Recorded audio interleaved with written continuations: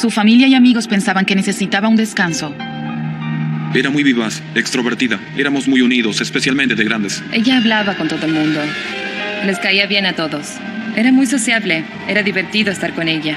¿Quién querría herir a una mujer como ella? Alguien lo hizo, y ahora Amy luchaba por su vida en una habitación de motel. Alguien denunció que había escuchado un golpe y gritos en una habitación de hotel, así que me dirigí hacia allí. El agente de patrulla Paul Lovell llegó primero a la escena y sonidos en la habitación 105, pero hubo silencio cuando golpeó. Justo cuando me preparaba para patear la puerta se abrió. Me recibía un sujeto masculino. Abrió la puerta y tenía una mirada espantada en su rostro. Había una mujer tirada al fondo de la habitación. La mitad de sus piernas estaban en el baño. Lovell inmediatamente sacó su arma y le ordenó al hombre que se sentara en la cama. Estaba cubierto de sangre y tenía las manos mojadas. Yo estaba solo ahí, no tenía mi apoyo. Ahora Lovell veía claramente a Amy. Estaba tirada en un charco de agua y sangre. No sabía si había sido un robo o violencia doméstica. Pero hasta que llegó el apoyo, tenía que concentrarse en el hombre que estaba en la cama. El hombre le dijo a Lovell que habían sido víctimas de un ataque. Me dijo que un hombre negro había golpeado la puerta. Él abrió. El hombre negro entró a la fuerza en la habitación. Lo agredió, luego lo empujó contra una mesa que había en el lugar y lo arrojó al suelo. Cerraba. Registré su cuerpo rápidamente y no encontré heridas ni raspones, ninguna marca. Segundos después, llegó la ayuda y Lovell se concentró en Amy. Ella respiraba, pero con mucha dificultad. Era evidente que Amy tenía heridas graves en la cabeza, pero estaba consciente y Lovell trató de hablar con ella. Le hice preguntas básicas, pero no pudo responder. Lo único que se me ocurrió fue que, como podía parpadear y también podía hacer gestos con la cara, podía hacerle preguntas y pedirle que parpadeara una vez por sí y dos por no. Estaba tirada con medio cuerpo en el baño y medio afuera. Escuchaba que me hablaba y también recuerdo que una vez abrí los ojos y lo vi, pero nada más. Y me dijo que la única forma de comunicarme con él era parpadeando una vez por sí y dos veces por no. Y ahí fue cuando me preguntó, ¿su esposo le hizo esto? Volvió a parpadear una vez por sí. Con un parpadeo, Amy confirmó que el responsable de esa salvaje golpiza era su esposo, Chris Rizos. Evidentemente él me arrastró hasta el baño y llenó la bañera de agua para tratar de ahogarme. Terminé con 2 golpes más en la cabeza. No estoy segura de cuándo pasaron. Cuando llegó la ambulancia, Amy fue trasladada al hospital. Podía hacerme mucho daño o matarme. El hombre que había intentado matar a Amy aún estaba en el motel. Ahora era la escena del crimen y el oficial Lovell se concentró en la investigación. Encontramos notas en su bolsillo, notas adhesivas que básicamente describían cómo cometer un robo. Las notas describían en detalle que debía encender el televisor, robarle el bolso, tomar las tarjetas de crédito, llenar la bañera de agua y ahogarla. Tu bolsillo. Para la policía, el relato de un intento de robo violento parecía ridículo. Estaban seguros de que el verdadero agresor estaba sentado frente a ellos. Le hice señas al oficial de seguridad para que custodiara a Christopher y le colocara las esposas.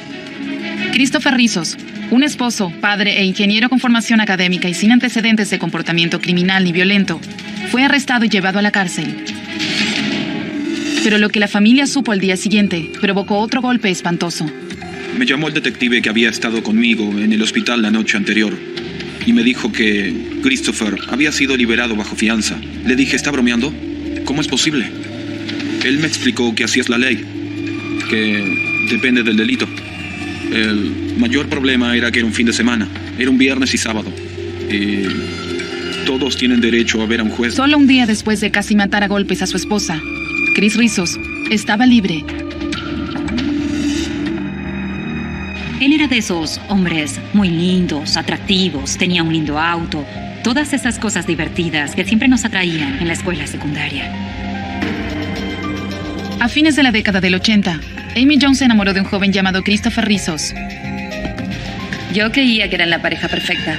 Eran novios desde la secundaria. Vivirían en una casa grande, tendrían hijos. Sería la típica familia perfecta. Pero Amy admite que durante su noviazgo de 8 años, hubo signos de problemas. Era controlador. Cuando éramos novios me decía, no lo harás de esa manera, lo harás de esta manera. Esto es lo que haremos. Pero ella dice que luego de que se casaron y formaron una familia, me decía que era estúpida, que nunca lograría nada en la vida. Me decía que si me separaba de él, caería rápidamente porque jamás podría sobrevivir sin él. Yo siempre inventaba excusas como que tuvo un mal día o también trataba de poner excusas para lo que hacía, ¿sí? trataba de manejarlo de esa forma. Pasaba en todas las facetas de su relación. Cómo se cortaba el cabello, el auto que conducía, a qué hora iba al trabajo. Y también qué calles tomaba para ir al trabajo. Todo. Que no usaba suficiente detergente, que no lo hacía bien.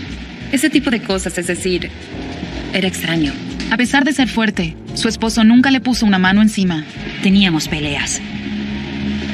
La única vez que recuerdo un golpe no me lo dio él con sus puños. Fue cuando tuvimos una gran pelea y él me arrojó. Nunca me había lastimado físicamente. Pero para Amy eso no era un consuelo. Luego de 17 años de comportamiento controlador y abuso verbal, ella decidió cortar. Luego de un tiempo de escuchar esas cosas, comencé a creerlas. Perdí la confianza en mí misma. Pensé, ¿sabes qué? No, es todo, se acabó. Ya no soporto más esto. No estaba segura de qué pasaría. No estaba segura de si él lo tomaría bien o lo tomaría mal. Él abusaba de mí mentalmente, pero entonces no sabía si lo haría físicamente. No estaba segura de qué pasaría. Tenía miedo de decir cualquier cosa y finalmente tuve el coraje suficiente para decirle que quería separarme porque ya no estaba feliz con la relación. Increíblemente, sugirió que pasaran noche por medio en un motel de la zona mientras arreglaban los detalles del divorcio. Así, ambos podrían pasar tiempo en casa con los niños. Fue entonces cuando Chris pidió esa fatídica reunión en el motel. Le habíamos pedido a mi madre que viniera a quedarse con los niños, mientras nos encontrábamos en el hotel para que pudiéramos conversar y arreglar los asuntos del divorcio. Cuando Chris llegó, todo parecía estar bien. Pero cuando hablaron de la custodia de los niños, las cosas se salieron de control. Finalmente me miró y me dijo, quiero la custodia plena de los niños si me los darás. Y yo le dije, claro que no. Tendremos custodia compartida, no te daré la custodia plena. Y él dijo, sí lo harás. Y yo le dije, no lo haré. Él se levantó y fue al baño. Cuando salió del baño, estaba parado porque el baño estaba detrás de la cama. Yo estaba de espaldas. Estaba mirando con esa espantosa mirada de monstruo en su rostro. Nunca olvidaré esa mirada en su rostro. Un monstruo. El ataque que siguió fue feroz. Amy luchaba desesperadamente por su vida, pero no estaba sola. Una llamada que Amy cree que le salvó la vida. La gente de limpieza me hubiera encontrado muerta al día siguiente, en la bañera. Evidencia fotográfica. Los investigadores no tardaron en determinar que esto había sido un ataque premeditado a sangre fría. Rizos tenía un plan minuciosamente detallado para matar a Amy y simular que había sido un robo en el motel. Había investigado los hoteles, si estaban muy llenos, cuándo venía la gente de limpieza y cuánto ruido había. Y luego tenía una nota adhesiva en su bolsillo que tenía escrito encender el televisor, ponerse... Solo un oficial de policía que golpeó la puerta y la intensa voluntad de vivir de Amy le salvaron la vida. Pero menos de 24 horas después del ataque, recibió noticias increíbles y aterradoras. Chris Rizos había pagado una fianza de $2,000 y había salido de la cárcel. Nunca había cometido ningún delito, no tenía antecedentes criminales. Lo dejaron salir bajo fianza. Él estaba libre, mientras yo estaba en el hospital curándome de las heridas. Unos días después se llevó a cabo la comparecencia. El cargo fue intento de homicidio, y aunque un juez aumentó la fianza a $100,000, una vez más, Rizos pudo pagarla para no ir a la cárcel. Estaba sorprendido. Yo no podía creer que alguien así pudiera estar libre.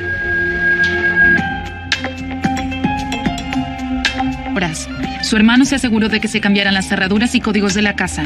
La corte expidió una orden de protección. Pero para Christy Shetter, la amiga y enfermera que cuidaba a Amy durante su recuperación en su casa, esas precauciones tampoco eran suficientes. Habíamos decidido no dejar a Amy sola. Fui a la casa de mis padres y les pregunté, ¿puedo llevarme su arma cuando me quede con Amy? Christy llevó un arma a la casa para protección, pero Amy hizo un descubrimiento preocupante sobre otra arma. Un arma que durante años había estado en su habitación, de pronto no estaba. ¿Se la había llevado Chris? Busqué el arma y había desaparecido. No estaba. Y estaba arriba de un mueble alto, y se podía ver en el polvo el contorno de donde estaba el arma. Así que inmediatamente llamé al detective y le pregunté si sabía del arma. Dijo que no la había encontrado, que ellos no se habían llevado. Llamé a alguien que conozco, del condado de Butler, y me dijo que no podíamos hacer nada, porque no se podía probar que Chris la tenía. La noticia hizo que Amy se sintiera indefensa y vulnerable. Yo vivía sola en casa con 2 niños. Pensaba, ¿qué voy a hacer si él viene a las 2 o 3 de la mañana? A las pocas semanas, le quitaron 30 grapas, pero la recuperación de Amy se hizo más difícil porque su esposo Chris aún era una amenaza. Y cuando Amy descubrió que faltaba un arma de su casa, ella y su amiga Christy no dudaron de quién la tenía. Sabía que la tenía, él la tenía, y era algo aterrador. Saber que estaba libre con un arma. Pensaba, ¿quién sabe lo que va a hacer? Estaba muy asustada, no quería estar sola. Amy le tenía terror a Chris, pero parecía que no podía alejarse de él. Los padres de Chris cuidarían a los niños cuando Amy volviera al trabajo. Era una situación difícil, pero Amy creía no tener alternativa. En ese momento los abuelos eran mi única guardería, porque no tenía forma de pagar otra. Solo 23 días después del ataque en el motel, Amy se preparaba para su primer día de vuelta en el trabajo, cuando sus suegros llegaron para cuidar a los niños. Yo estaba en la puerta para ir al garage, dándoles un beso y un abrazo a los niños, y la puerta del garage estaba abierta. Amy pensó que la puerta del garage estaba cerrada. Era un detalle, pero se dio cuenta. Pensé, esto es algo extraño. Dado todo lo que había pasado, cualquier cosa fuera de lo normal encendería una luz roja, pero Amy no pensó más en eso. Subió a su camioneta y se fue al trabajo. Salí de la entrada. De pronto, una voz conocida la llamó desde la parte de atrás de la camioneta. Recuerdo que gritaba, Dios mío, Dios mío. Amy estaba aterrada. Era Chris. Se había escondido en el asiento trasero y ahora parecía estar listo para terminar lo que había comenzado en el motel. No sabía que estaba allí. Él apareció y me dijo, gira a la derecha, y yo comencé a gritar. Por el miedo y la confusión, Amy golpeaba fuertemente los frenos. Giró a la derecha. Hubo un fuerte golpe. Amy no estaba segura de lo que sucedía. No sé lo que estaba pasando en ese momento, excepto que estaba muy asustada. No sé cómo hice para conducir la camioneta. Amy sacó el pie del freno y golpeó fuertemente el acelerador y chocó contra una alcantarilla de cemento del lado derecho de la calle, a solo una cuadra de su casa. Evidencia fotográfica. Contra una cloaca de concreto. Evidencia fotográfica. Era una escena horrible. En ese momento decidimos que la llevaríamos en un helicóptero sanitario hasta la sala de emergencias. Apenas despegó el helicóptero, los oficiales del patrullero hicieron un descubrimiento alarmante en el lugar del choque. Los ayudantes vinieron y El arma cambió todo. Inmediatamente, los detectives llegaron a la escena del choque. Yo en el fondo pensaba, ¿por qué nos envían a un choque de un auto? Cuando llegamos a la escena del crimen, los ayudantes nos dijeron que habían secuestrado un arma. Resultó ser un revólver Smith & Wesson calibre 32. Tenía 3 balas para disparar y faltaban 3. Los investigadores rastrearon la zona del choque en busca de pruebas y encontraron algo curioso dentro del auto. Una patata. Evidencia fotográfica. Había una patata. Luego descubrimos que esta patata había estado atascada en la punta del cañón del arma. Tomé un guante y giré la patata.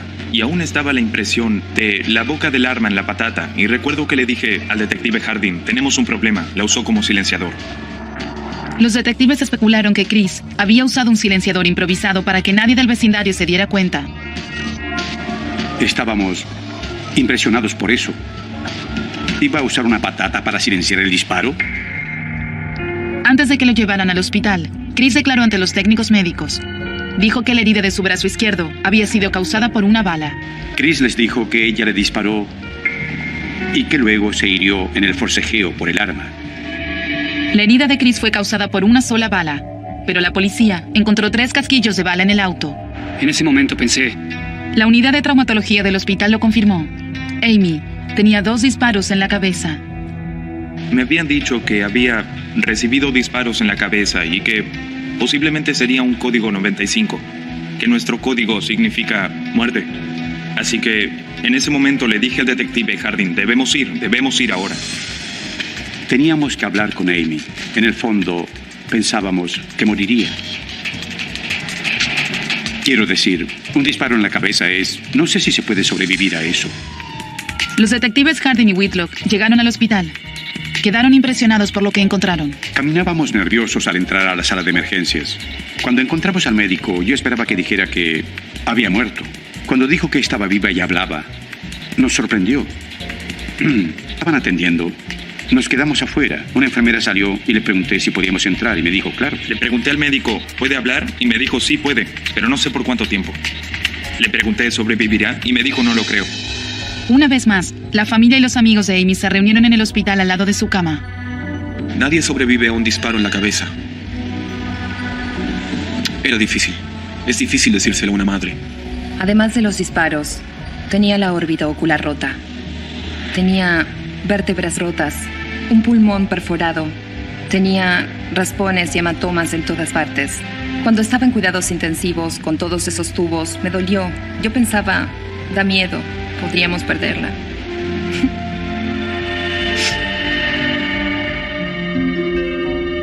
A pesar de todo, ya. En mi opinión, ella estaba a punto de morir. Entramos a la habitación. Estaba cubierta de tubos y cables por todo el cuerpo. Nos presentamos y le preguntamos si podíamos hablar con ella y dijo que sí. La bala entró por la nuca y estaba alojada sobre el ojo y pasó por el cerebro. ¿Cómo tomas la declaración a una mujer que cuenta detalles y habla con una bala que atravesó su cerebro? Por segunda vez en menos de un mes, Amy Jones luchaba por su vida. Pero increíblemente, pudo responderles a los detectives. Recuerdo que me paré sobre ella para tratar de acercar el grabador a su boca, y ellos intentaron alejarme de allí porque obviamente su objetivo era prepararla para la cirugía y descubrir dónde estaban las balas en su cabeza y cuánto daño le habían hecho. Detective. Tell me what happened today. Trying to middle of the road. He came up from behind us and turned right. Who's he, hon? My husband. What's his name? Chris Rizos. Okay, then what happened? Shot me in the back of the head. How many times? Twice, I heard. Did you bring the man to try to, after he was shot, or during when he was being shot, or try to get him off you, or? I don't know. I can't really see it that time. Él dijo que Amy no sabía lo que decía. Cuando terminamos, recuerdo que llevé al médico afuera y le pregunté, ¿cree que sobrevivirá? Y él me dijo... Cuando la familia de Amy llegó al hospital, tuvieron una horrible sensación de déjà vu. Amy luchaba de nuevo por su vida. Otra vez, era la víctima de un ataque violento de su esposo. A mi madre y a la primera persona que vimos cuando íbamos a la sala de emergencias fue el cura. Amy tenía una bala alojada en el cerebro y múltiples heridas por el accidente. Tenía una bala que atravesó desde la nuca hasta el frente del cerebro. La llevaron de inmediato al quirófano. Durante la terrible espera de 4 horas, un clérigo le traía novedades a la familia. Él salió y dijo que estaba haciendo todo lo posible para salvarle la vida. Nadie esperaba que viviera. Nadie del hospital, ni de la policía. Nadie en ese lugar esperaba que viviera. Pero increíblemente, por segunda vez en menos de un mes, Amy sobrevivió. Diría que su voluntad de vivir superó la voluntad de él de matarla. Es una mujer muy fuerte. Era imposible que estuviera viva. Amy dice que cuando ve las fotos posteriores al disparo, sabe que una cosa está clara. Agradecida por estar viva. Tuve muchos ángeles guardianes cuidándome. Había muchas razones detrás de la voluntad de vivir de Amy. 2 de ellas la esperaban en su casa. Estaba tan emocionada de salir del hospital y llegar a casa porque quería ver a mis hijos. Necesitaba verlos. Esta vez, su recuperación fue más larga y mucho más difícil. Sus graves heridas requirieron múltiples tratamientos. Tuve cirugía cerebral para quitar las balas. De esta parte, aún tengo algunos fragmentos de balas en el cerebro. Daño en el nervio óptico del ojo izquierdo. Tuve fracturas en las vértebras cervicales. Parecía que tuvo una apoplejía. Estaba paralizada o débil de un lado por la herida del disparo. Yo iba cada día y limpiaba sus heridas para que... Su vida. El médico se acercó y dijo: tienes daño en el nervio óptico, no podemos hacer nada, quedarás ciega. Se había hundido tanto en mi cabeza que tuvieron que rellenarlo. Y fue por eso que me enfadé más con él. Porque pensaba, tú estás sentado en la cárcel, con aire acondicionado, comes 3 veces por día. Y estás bien, mientras yo tengo que sufrir esto. Chris Rizos también había sufrido heridas graves durante el ataque, incluida la herida de bala en el brazo.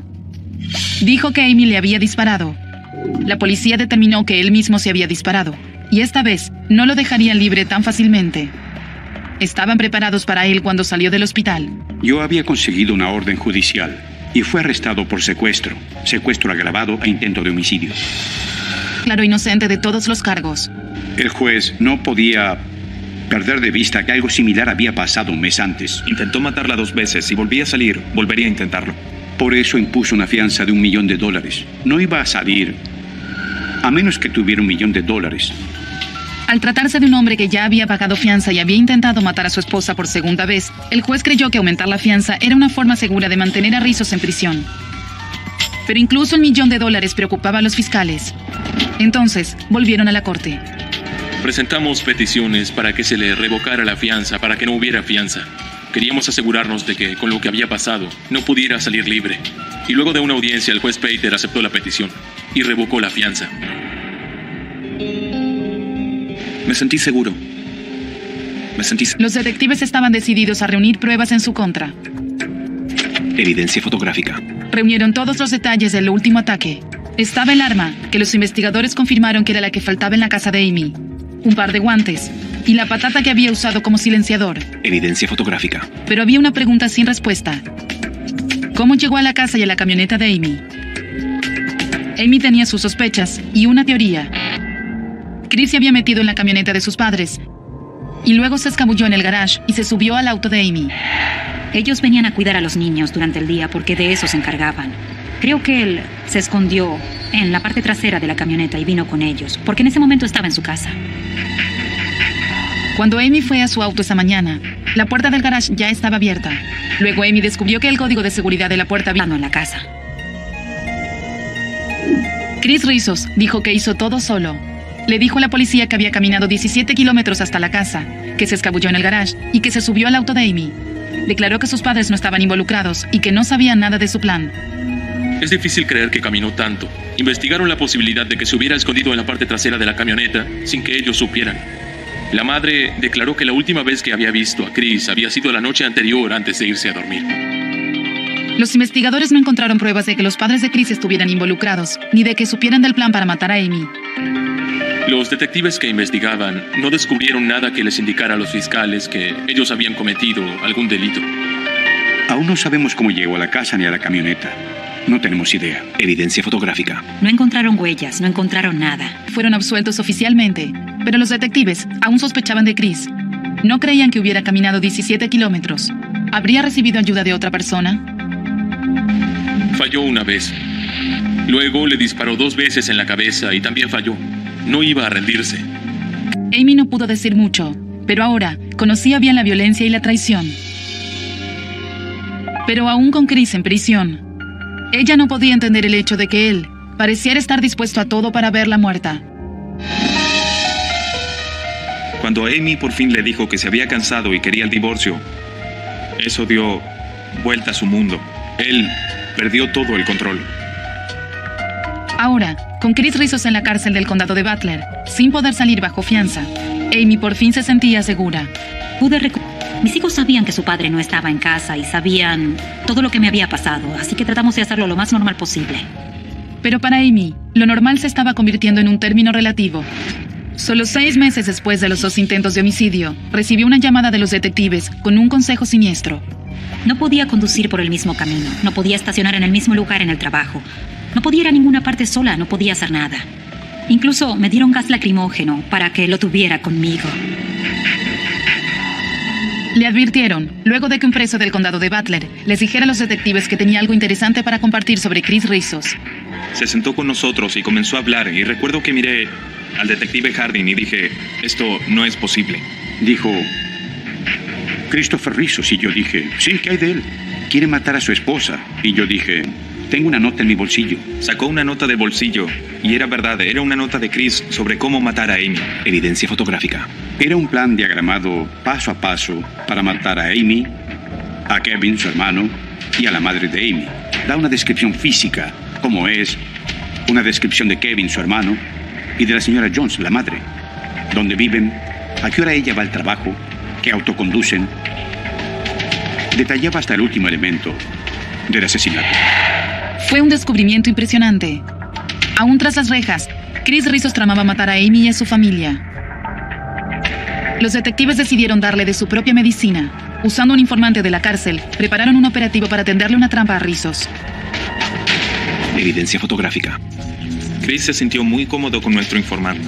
Dibujó mapas del frente y de atrás, y describió muy bien lo que quería que se hiciera. Por supuesto que nuestro informante no podía hacer nada porque estaba en la cárcel con Rizos, que podía ir a prisión. E inventamos un personaje y le dimos el nombre de John Phillips. Con cámaras ocultas filmando, el informante le dijo a Rizos que escribiera una carta a un hombre llamado John Phillips, un supuesto veterano de la guerra de Irak que necesitaba dinero y que cometería el crimen por $10,000. Estaban hablando y él tenía el sobre en la mano y dijo: cuando envíe esto, no podremos detenerlo. Y Rizos asintió con la cabeza y dijo: envíalo. Rizos creyó que la carta había puesto su plan en marcha. No sabía que la policía estaba detrás de él. Recuperamos las cartas y no había ningún John Phillips. Era la oficina del sheriff del condado de Butler. Portaría el dinero para el crimen. Revisamos y descubrimos que el número era de la señora Rizos. Era el número telefónico de la madre de Chris. El plan de la cárcel ahora parecía una conspiración. Ahora sabíamos que al padre y a la madre también se los podía acusar de lo que se llama complicidad. Eso es instigar y asistir al asesino. Los detectives siguieron con el operativo usando otro informante encubierto para que contactara a Virginia Rizos. Él la llamó y arreglaron un encuentro en un estacionamiento. Necesito verla. Su hijo me dijo que me encontrara con usted para hablar de un asunto. El día del encuentro planeado, los agentes encubiertos estaban en el lugar.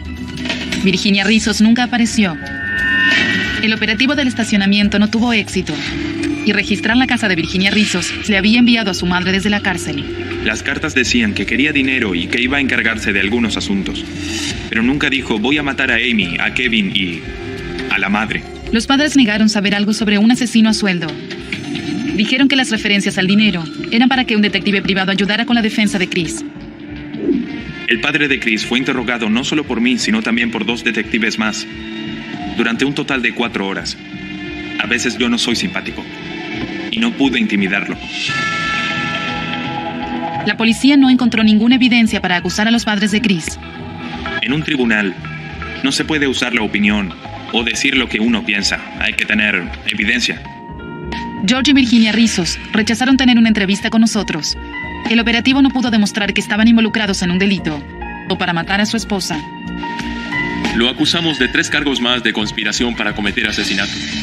En la corte, el Estado dijo que le aplicaría una sentencia máxima de 99 años por todos los cargos.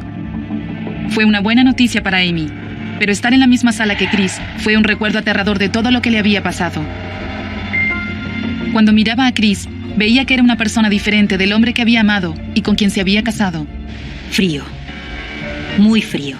Es todo lo que puedo decir. Muy frío y sin emociones. Chris Rizos también rechazó tener una entrevista con nosotros. Finalmente, se declaró culpable de los 10 cargos en su contra a cambio de una sentencia reducida de 30 años en prisión. Amy dice que Chris nunca expresó remordimiento por nada de lo que le hizo. Hasta hoy, Amy no... Es difícil entender cómo se puede pasar de un extremo al otro. Creo que nunca voy a entender qué fue lo que lo hizo cambiar. No lo entiendo. Amy dice que incluso una sentencia de 30 años de prisión no le dio tranquilidad. Ella cree que cuando salga de la prisión, volverá a intentar matarla. Si se puede contratar o intentar contratar a un asesino de la cárcel, ¿no creen que volverá a intentarlo? Yo sí. El detective Hardin está de acuerdo con Amy y le dio un consejo. Creo que tiene que estar alerta. Creo que no tiene que ignorar lo que sucede a su alrededor. Si hay duda de algo, no hay duda. Si se mete en una situación en la que hay duda, no hay duda de que algo está mal. Amy trabajó